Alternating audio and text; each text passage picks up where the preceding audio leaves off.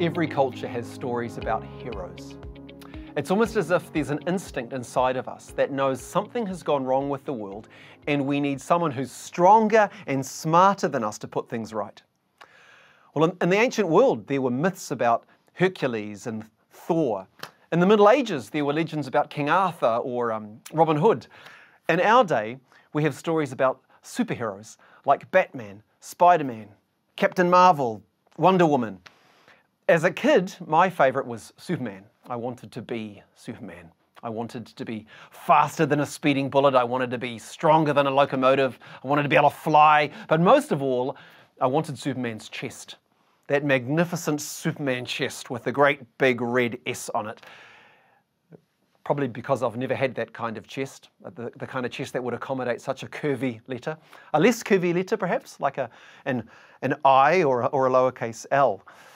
But that's by the by. In Jesus' day, Israel was waiting for a Superman. They called him Messiah, the Anointed One. And they expected him to be a powerful king who would defeat Israel's enemies in battle and put everything right. Their hero. And the central claim of Christianity is that Jesus is the Messiah, the King, the hero who has come to fix this world. He's the Anointed One in whom all our deepest hopes and longings are fulfilled. Our true hero. This morning, I'd like to spend some time focusing on him, on who Jesus is and what he came to do. And let's do that by reflecting on a remarkable story in John chapter 11. Now, this story is about two sisters, Mary and Martha, and their brother Lazarus. They lived in Bethany, which is just a little village in Judea, just out of Jerusalem. And they were three of Jesus' dearest, closest friends. He loved them. So one day when Lazarus was seriously ill, with his life hanging in the balance, his sisters send word to Jesus with this message: "Lord, the one who you love is sick." Now, understandably, Jesus says to his disciples, "Let's go back to Judea." But they say, "Rabbi, a short while ago, the Jews there tried to stone you. The authorities in Jerusalem want Jesus dead, and he knows this." But he heads to Bethany anyway. Let's pick the story up at verse 17 and see what we can glean from Jesus' encounter with Martha, Mary, and Lazarus. Verse 17, on his arrival, Jesus found that Lazarus had already been in the tomb for 4 days. Now, this is significant. The Jews believed that for 3 days the soul of a dead person remained near the body, hoping to re-enter it. But by the 4th day, with the body decomposing, the soul departed. Jesus wants us to know that Lazarus is truly dead. There's no hope for Lazarus. Verse 18, now Bethany was less than 2 miles from Jerusalem, and many Jews had come to Martha and Mary to comfort them in the loss of their brother. When Martha heard that Jesus was coming, she went out to meet him, but Mary stayed at home. "Lord," Martha said to Jesus, "if you had been here, my brother would not have died. But I know that even now God will give you whatever you ask." Jesus said to her, "Your brother will rise again." And Martha answered, "I know he will rise again in the resurrection at the last day." And Jesus said to her, "I am the resurrection and the life. The one who believes in me will live even though they die. And whoever lives by believing in me will never die. Do you believe this?" Now, this is an astounding claim. I mean, Jesus is saying, "I am the Lord of life. I am the source of life." In other words, I am God. A lot of my friends would say, I really admire Jesus' teaching. I love your enemies, that kind of thing. Jesus was clearly a great moral teacher, but I don't believe he's God. I think many people in New Zealand would say the same thing. But it's not intellectually honest to say that, because if, as this text says, Jesus claims to be God, it demands a much more radical response. As C.S. Lewis once famously said, you only have 3 options. You can either denounce him as a liar, reject him as a lunatic, or fall down and worship him as Lord because he's God. There are only 3 choices. What you can't do is say moderately and tolerantly, "He was a wise teacher." The story doesn't allow that, because here Jesus claims to be God with power over death. And think for a moment about what that means. If Jesus is God, if he wields power over death, then he can bring good out of every death, out of every difficult and painful experience. Look at a man like Charles Colson. He was a hugely successful lawyer, served as special counsel to President Nixon in the White House.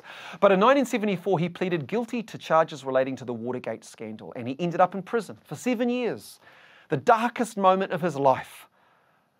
But before going to prison, he turned his life over to Jesus, inviting Jesus to bring something good out of his great failure. And Jesus did. Out of the ashes of that man's weakness and brokenness emerged Prison Fellowship, the world's largest prison ministry, which today brings love and support in about 80 different countries to hundreds of thousands of prisoners and their families. And Charles Colson says, the real legacy of my life was my biggest failure. That I was an ex-convict. My great humiliation, being sent to prison, was the beginning of God's greatest use of my life. What's your great humiliation? Where are you confronted with brokenness and pain? Look to Jesus. Invite him into that pain. He can breathe new life into that dead relationship. He can give you power to rise above that addiction. He can transform that situation at work. He can bring good out of your greatest mistake. Jesus is God.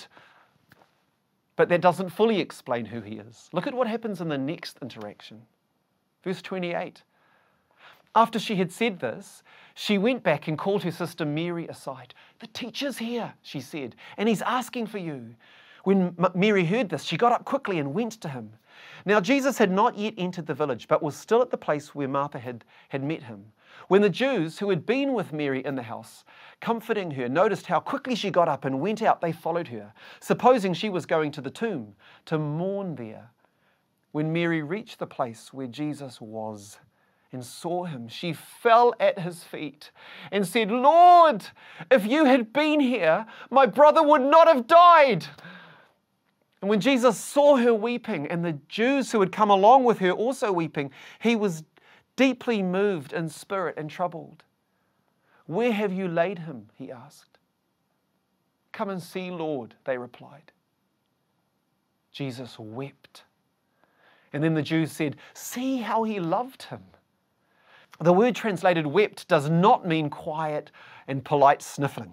It means loud wailing. Jesus breaks down sobbing beneath the weight of Mary's grief and his own pain. Now we might think if he were really divine, he wouldn't be so emotionally vulnerable. But he is. In Jesus we see divine power joined to human weakness. This story suggests that Jesus is both fully divine and fully human.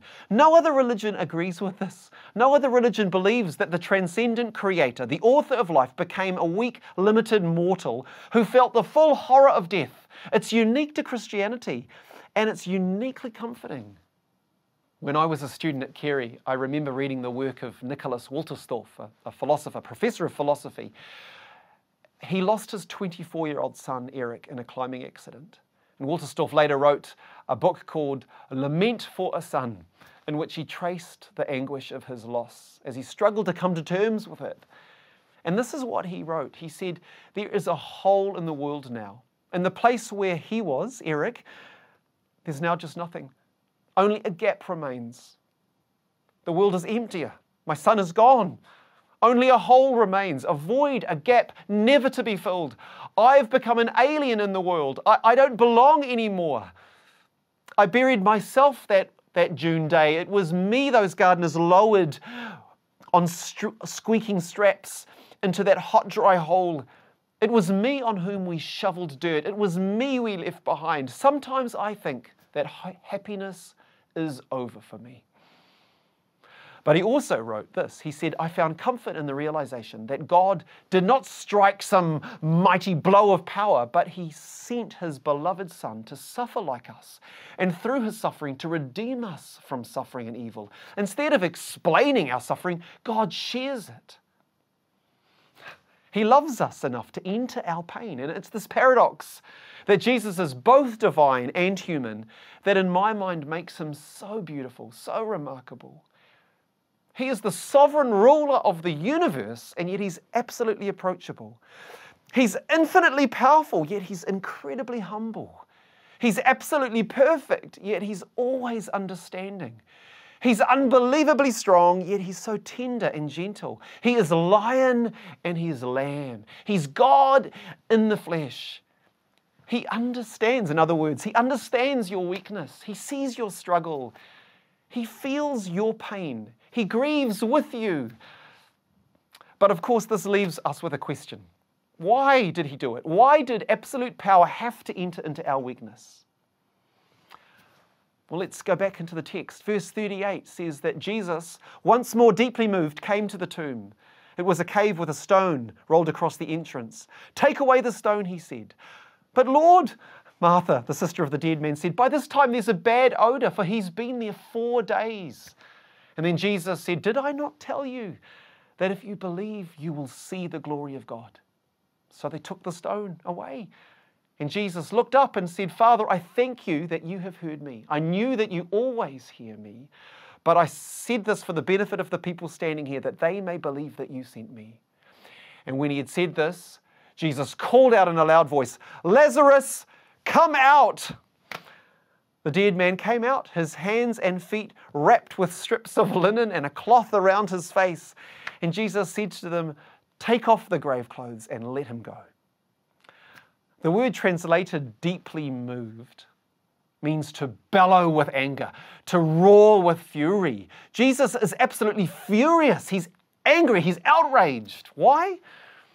Well, Dylan Thomas once wrote, "Do not go gentle into that good night. Rage against the dying of the light." Jesus is raging against death. He's looking into the tomb, staring into that dark hole of death, and He's outraged. He didn't make a world filled with sickness and suffering and death. He hates these things and the evil that causes them. So you might ask, if Jesus is that unhappy with the world as it is, why doesn't He just sweep all the evil away? Because so much of the misery and death in the world is caused by the evil in our hearts. There's more selfishness and pride in our hearts than we want to believe. You may have heard about that study that measured how long it takes the average person to leave a car park. Guess how long it takes the average person to unlock their vehicle, get in, start the engine, check the rearview mirror, and leave the parking space? About 25 seconds. But guess how long it takes people to vacate the parking space if someone is waiting for their space? Not 25 seconds, but 30 seconds. And if the car waiting honks their horn in impatience, close to 40 seconds. There's something fundamentally rebellious and selfish about the human spirit.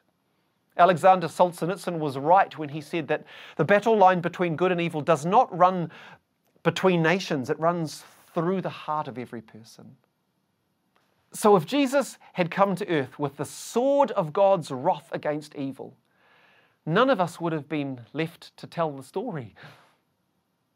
As Tim Keller says, Jesus did not come with a sword in His hands, thankfully. He came with nails in His hands. He didn't come to bring judgment, but to bear judgment. Later in this chapter, the religious leaders, they realized that this miracle, it's made Jesus more popular than ever. And so they convene a council meeting and they decide that, in their words, it's better that one man die for the people than that the whole nation perish. And so, verse 37, it says, from that day on, they plotted to take His life. Within a few days, Jesus will be hanging on a cross. Do you see the irony? In the words of Keller, the only way for Jesus to bring Lazarus out of the grave was to put Himself in the grave. The only way for Jesus to interrupt Lazarus' funeral is to summon His own. The only way for Jesus to give us life is to lay down His own life, to take our sin, our evil upon Himself and bury it in the grave. Some time back, I came across a story from Anne Lamott, and she writes this. She says that many years ago, when I worked as a volunteer at a hospital, I got to know a little girl named Liz who was suffering from a rare and serious disease. Her only chance of recovery appeared to be a blood transfusion from her 5-year-old brother, who had miraculously survived the same disease and had developed the antibodies needed to combat the illness. And so the doctors explained the situation to her little brother, and they asked the little boy if he would be willing to give his blood to his sister. And Lamotte says, I saw him hesitate for only a moment before taking a deep breath and saying, yes, I'll do it if it'll save her. And as the transfusion progressed, he lay in bed next to his sister and he smiled, as we all did, seeing the colour returning to her cheek. And then his face grew pale and his smile faded. He looked up at the doctor and he asked with a trembling voice, will I start to die straight away?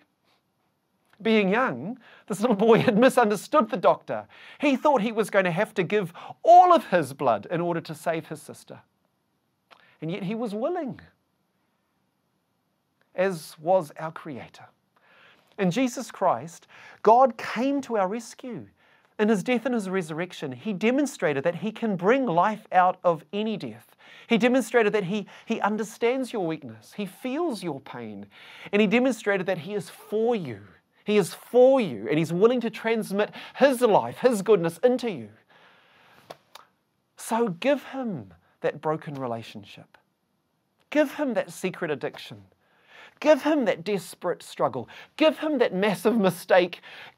Give him that challenge at work. Give him that dream to which you cling. Give him your loved one. Give him your life. Trust him with it. One day at the end of time, he will make all things new. His creation will be perfectly restored. Sickness and sin and selfishness and sadness will be no more, because Jesus truly is the great hero, the one in whom all of our deepest hopes and longings are fulfilled.